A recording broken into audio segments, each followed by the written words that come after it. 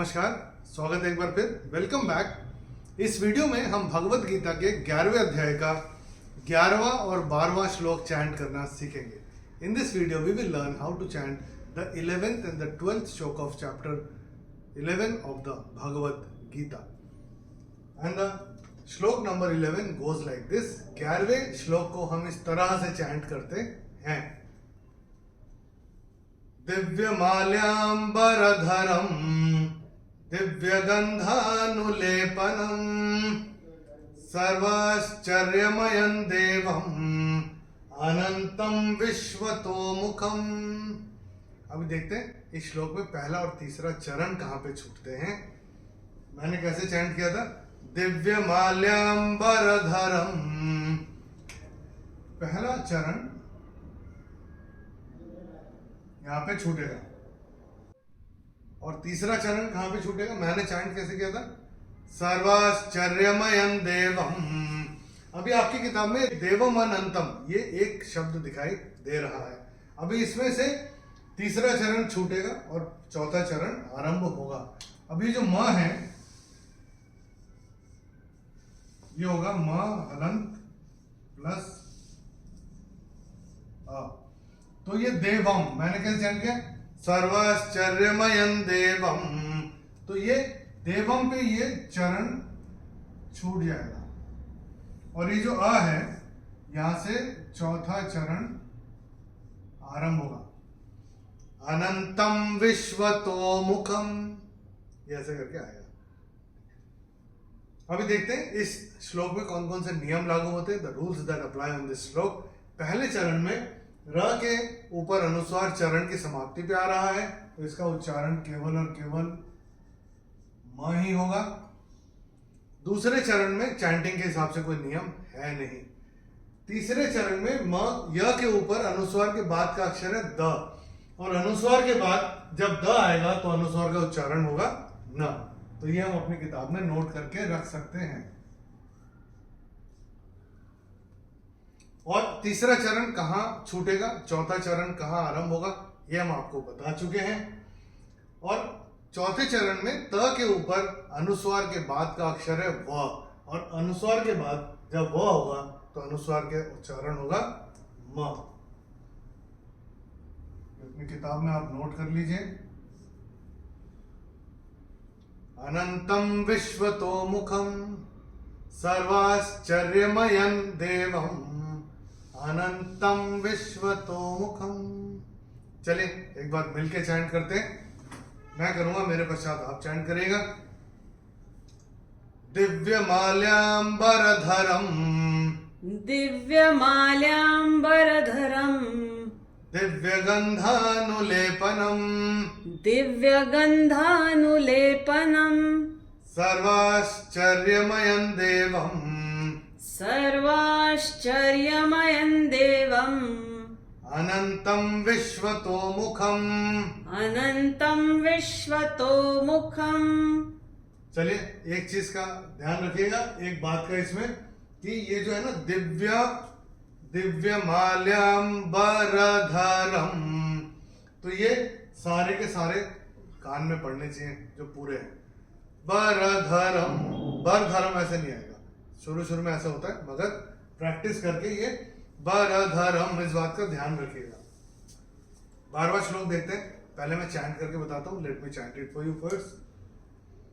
दिवि सूर्य सहस्रस्य भवेद्युगपदुत्थिता यदि भासदृशी सा स्यात् भासस्तस्य महात्मनः। पहले देखते हैं श्लोक में पहला और तीसरा चरण कहाँ पे छूटते हैं। मैंने कैसे चैंट किया? दिवि सूर्य सहस्रस्य, तो पहला चरण छूटेगा यहाँ पे। तीसरा चरण कैसे छूटेगा? यदि भासदृशी सा स्यात्। अब आपके किताब में स्याद भासस्तस्य ये एक शब्द दिखाई दे रहा है। अभी इसमें से तीसरा चरण छूटेगा और चौथा चरण आरंभ होगा। और हमने पहले काफी सारे वीडियोस में आपको बताया है, ये जो संयुक्त अक्षर होते हैं, ये जोड़ाक्षर होते हैं, इसमें जो ऊपर का जो अक्षर होता है वो आधा होता है और नीचे का अक्षर होता है वो पूर्ण होता है। तो ये जो यहाँ पे द आ रहा है यहाँ पे, तो ये जो द हमको दिख रहा है, ये द पे ये चरण यहाँ पे छूट जाएगा।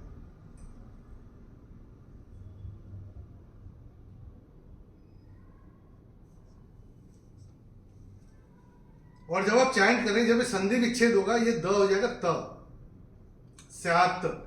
तो जब हम चैंट करें स्याद स्यात दोनों, ठीक है, दोनों हम चैंट कर सकते हैं। और फिर इसमें से बचा क्या, इसमें से बचा भा।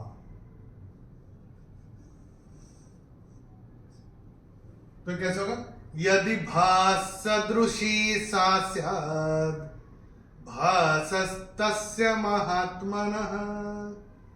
तो ये जैसे द पे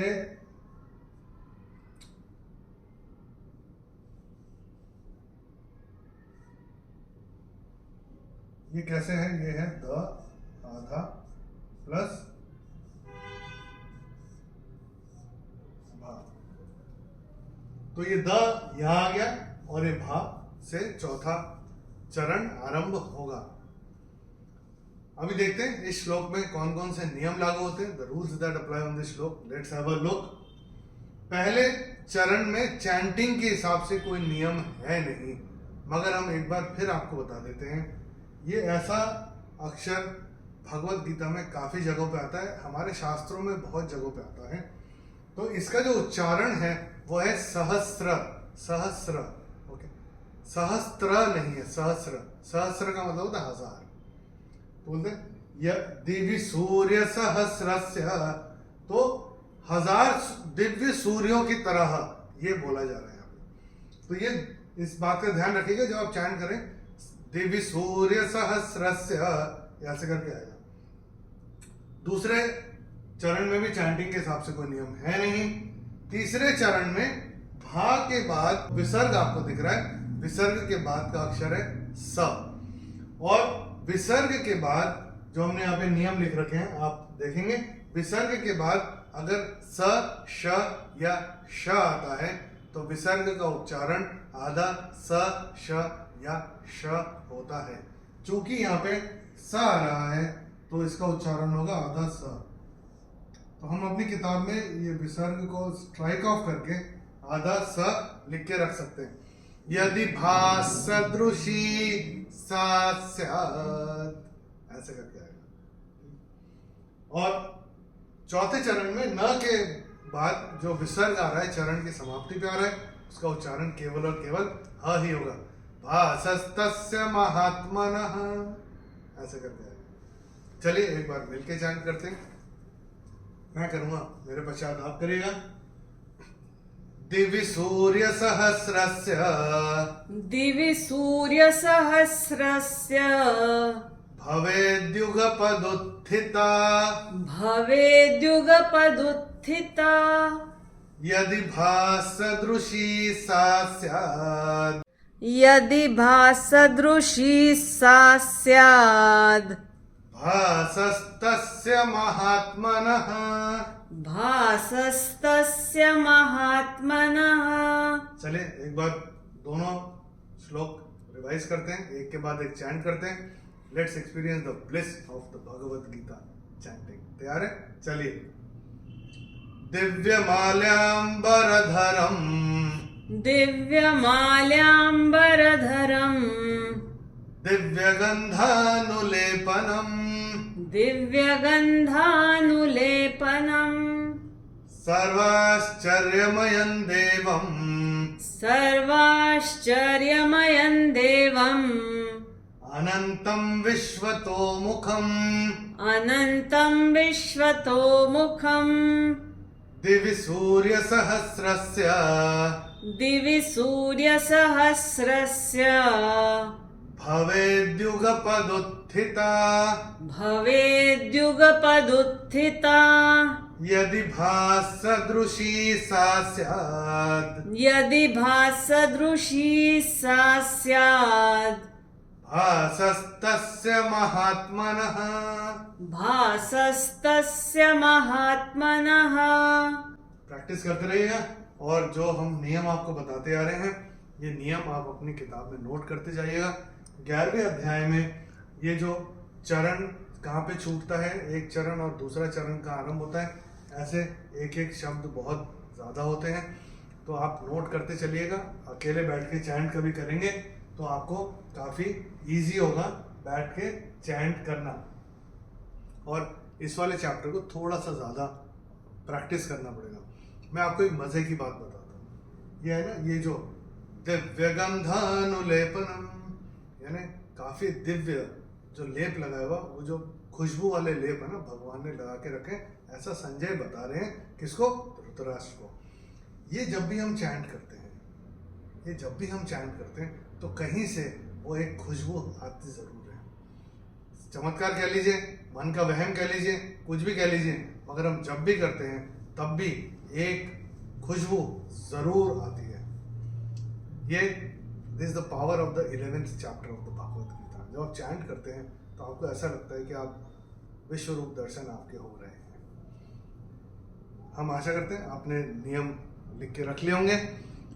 दोनों श्लोक का भावार्थ हमने वीडियो के डिस्क्रिप्शन में अंग्रेजी और हिंदी में दिया हुआ है, अगर आप रेफर करना चाहें तो रेफर कर सकते हैं। अगले वीडियो में हम भगवत गीता के 11वें अध्याय का 13वां और 14वां श्लोक चैंट करना सीखेंगे। In the next video we will learn how to chant the 13th and the 14th shloka of chapter 11 of the Bhagavad Gita.